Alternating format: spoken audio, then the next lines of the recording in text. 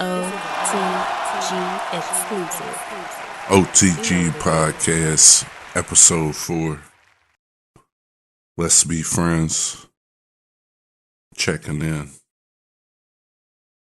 The name of the podcast itself is Let's Be Friends. Each episode has a different name. This is the checking in episode. It's episode 4. And I'm O.T.G. O.T.G. stands for Overtime Grind. Normally I have music and other shit, but we're going to just hop right into it. I've been going for a couple weeks, man. It's about 5 in the morning in Philly. I just decided, just do it. So we coming in off an interview, not me on the interview, but in hip-hop news. Something that I've been trying to avoid because the algorithm of the internet is if you say something or put names in, then you're part of the problem. Meaning, whatever you type and whatever you post, the internet can't read sentiment. It could just read the names, and so you become one of the reasons why Donald Trump is trending, and it looks like everybody is talking about him, even if you just did a dumbass post saying he's a dickhead. So my goal all the time is just dead everything and never talk about or say names. I'd rather say it to your face. And so with having that type of personality and it being the beginning of the podcast as a whole, I felt like as of late, a lot of the things that we're seeing in the news about people being gang related and blood this and crip that and all of these other things, that it's important to cover. It's important to cover the fact that that part of the culture, that's a part of the culture of overtime grind, O.T.G. And just certain guys and I guess certain neighborhoods and certain places, it's not as prominent on the East Coast, so the East Coast doesn't really understand or know why some people hold things so dear to them. So there's a couple of things that we're going to talk about. So I was born in 1980 in the Midwest. The Midwest has a heavy gang culture. Very, very heavy. Chicago is very heavy. It's historically been the mob gangs and activism. Even if you want to say from Abraham Lincoln to the guy who started Chicago, who was a trader. I believe he was Haitian. To Irish and Italians, the Irish police and the Italians, that's where the mob comes from, and it's just a lot. And then you get into the 50s and the 60s and you get into the gangs, the Black Panthers, and that structure. Then you get the unions. So, all these structured brotherhoods and systems put together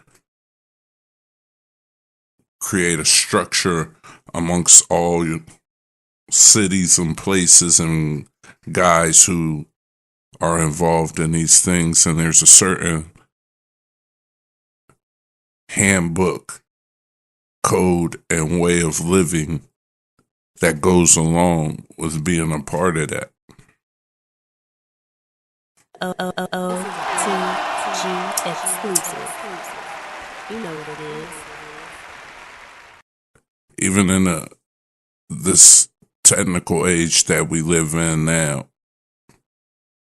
because of that handbook and or code or way of living, that is similar throughout all gangs. Maybe the mafia, maybe fraternities, maybe unions, and a lot of other structured systems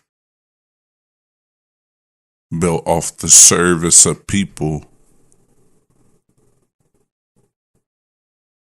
They all have a code and a handbook that people need to adhere to. And then they have a ranking system based on the service put in. So as I'm watching some of these rappers today, and I'm looking at the things that they're doing, and I'm noticing that some of the stuff that they're doing is encouraging enrollment, is encouraging knowledge, it's pushing the envelope and making people want to be involved in a system, which are all necessary things in certain programs to give service. I'm hoping I'm not losing you because,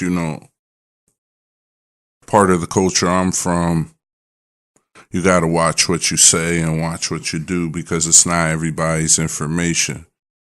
When you provide service, you become privy to information. And the more information you know, that's part of what makes you an OG, is because you have this information because you put the work in, you put the service in, and you've been in long enough to earn the right to choose to give information or not give information regarding the service or the work put in to the system or the structure. So for an example, if 5 of us are building a house, you may never see the work that I put in. That doesn't mean that I didn't dig the trenches for the wire.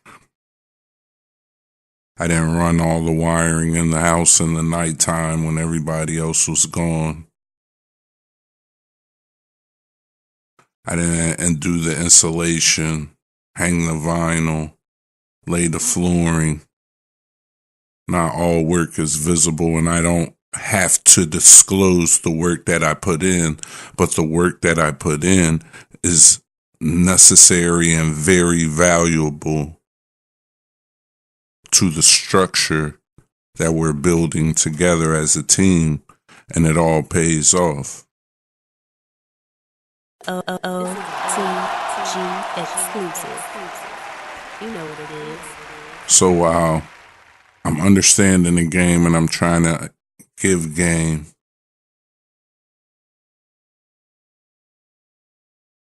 where I'm from and what we do, we don't talk too much. So right now I'm being loud while being silent. So I'm trying to talk to people who don't understand without trying to promote.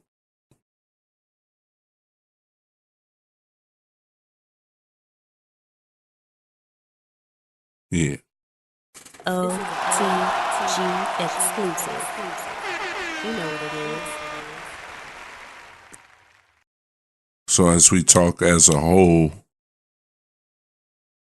there are differences, and you can Google all the differences and different sides and what they mean and what they do and all that shit. But overall, as a whole, there are similarities, and these similarities follow a same structure or code.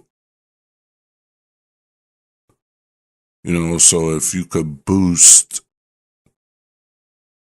how many people come to the car wash, you can boost awareness and people actually come and then they buy.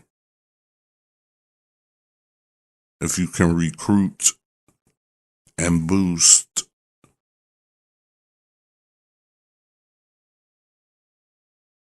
then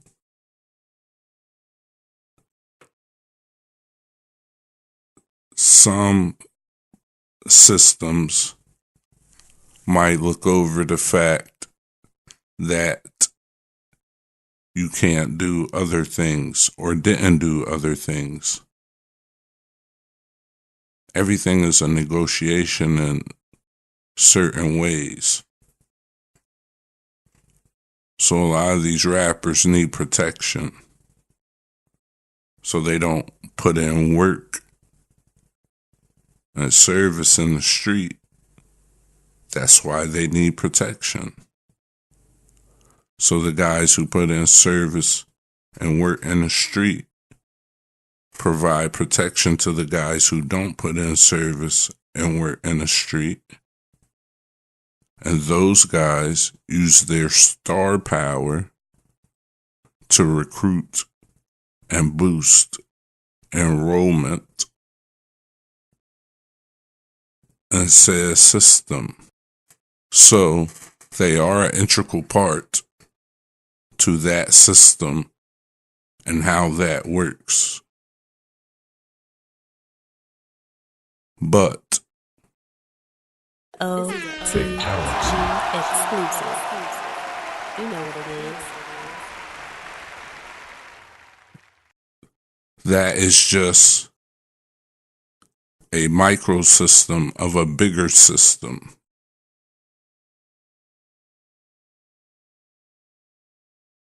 Now, there might be universal rules for all franchisees. You might have a Wingstop, and across all Wingstops, the colors, the prices, and certain things just have to be the same. It's got to be uniform. So certain things are the same until somebody changes them.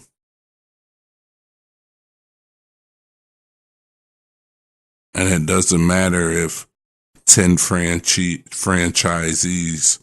want to change the color of the logo. It's still a system of how that has to be done. And when things are done without checking in,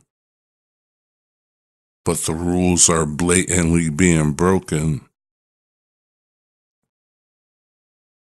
then that's when things can get a little crazy. People can get fired, and people can lose their jobs. So in most places, at least where I come from, the tattoos you have tell who you are. And what your role is. So when you take your shirt off or you pull your sleeves up or whatever you do, these are things that already tell a story and kind of check in and identify who you are throughout the system. It's like coming to AutoZone and gray shirts are the managers and red shirts are the people who work on the floor. Tattoos are gray, red shirts, different name tags. If it's the military, it's the rank. They tie you and bind you to your said structure or system, and then to your area, and then to your faction. In a new day and age, tattoos are stylish and they no longer represent certain things. Well, they do still have representation of things. They just openly no longer just mean one thing, a universal rule.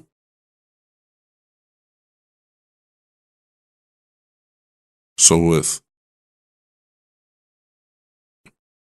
that being gone and that being said, there is a generation gap from people who have their identification on their bodies. Pause. So when they travel and move around, they're identified and they're checking in without checking in. That's also the purpose of the flag, handshakes, gestures. It's like being a Mason. O.T.G. exclusive. You know what it is. So if you think of it in those terms, it's like, now when you think of checking in, it changes the dynamic. Checking in is a positive thing. Imagine being a police officer and never talking to other police officers anyplace else.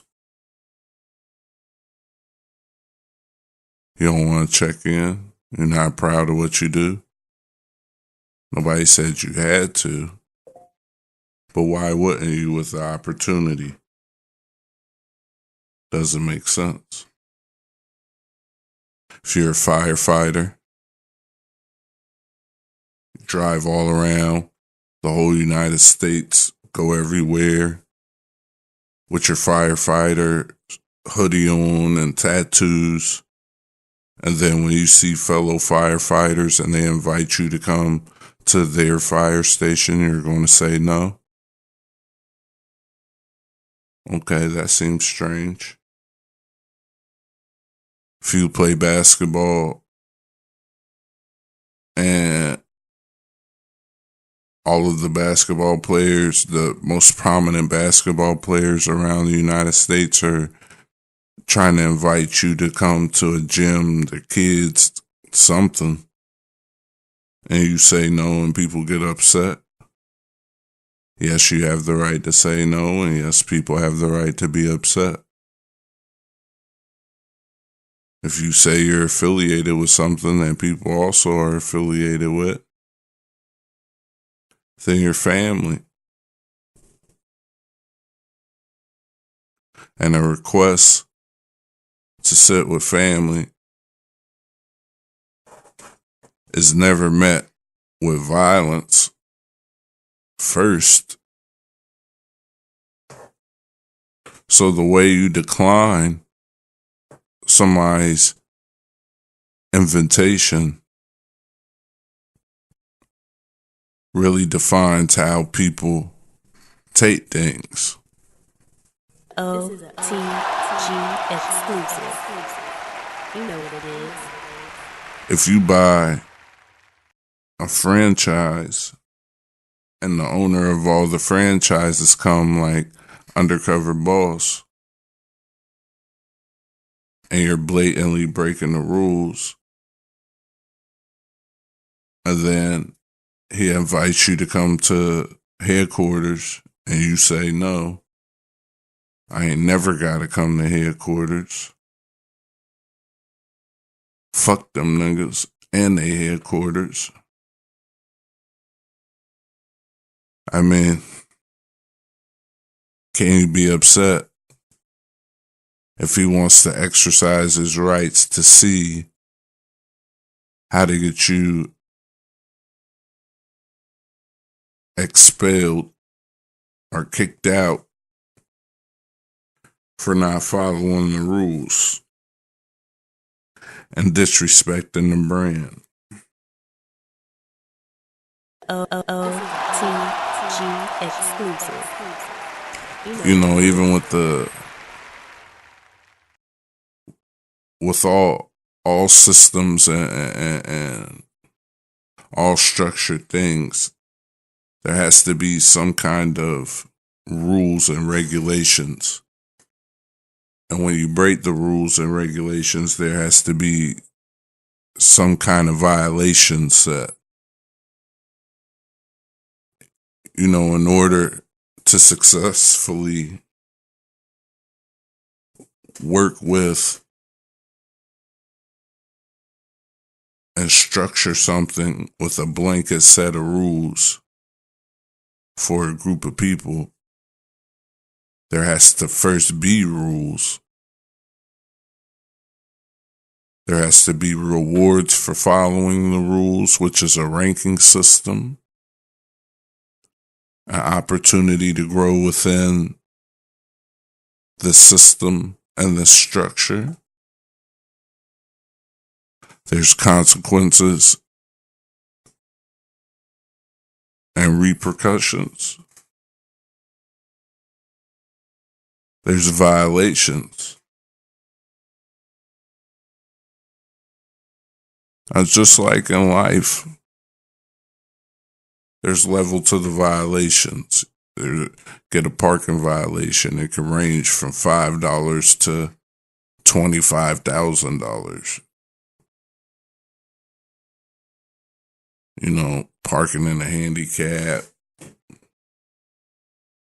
and then out the lines, expired fucking registration. You add all that shit together. Violations can add up. And once those violations add up, you can get on a payment plan and over time clear up those violations piece by piece. Or you got to cover them all at one time. There's been a lot of violations going on the last couple weeks. And this is why people are trying to check in, have a conversation, and figure out how to move forward.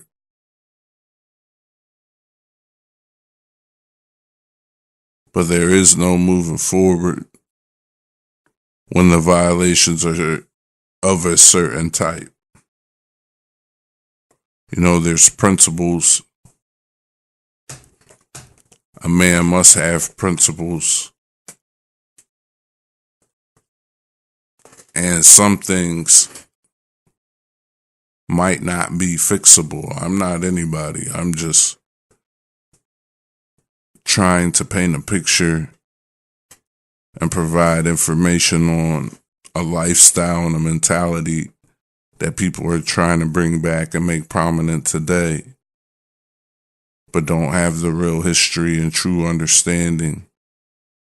If you want to successfully make something like that work, then it's a part of the handbook and the general code to identify and show who you are, or tell who you are, where do you come from, to be able to give some kind of true sign that you are who you say you are and you're a part of this system and this structured group. I'm trying not to put it in a box, but you gotta have your name tag on, dog.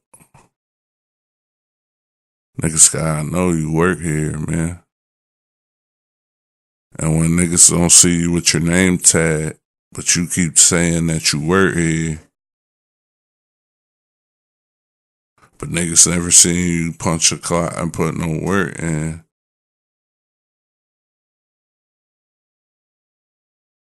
we respect and understand and are listening to your OGs. But these rappers continue to violate to get likes. But at the same time, forget it.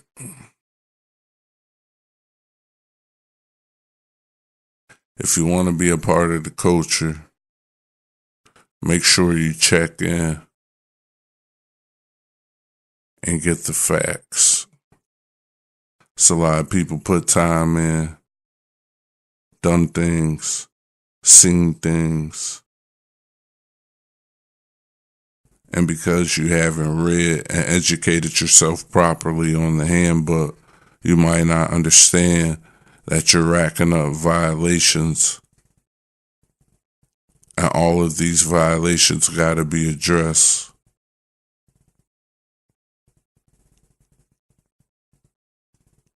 Sooner or later. And they say it gets greater later. Meaning those who want to enforce the violations, they can't wait. The more the merrier.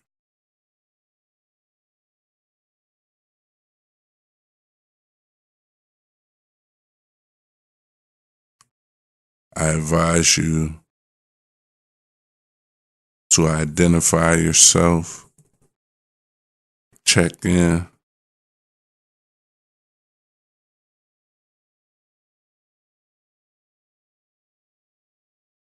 and put that work in.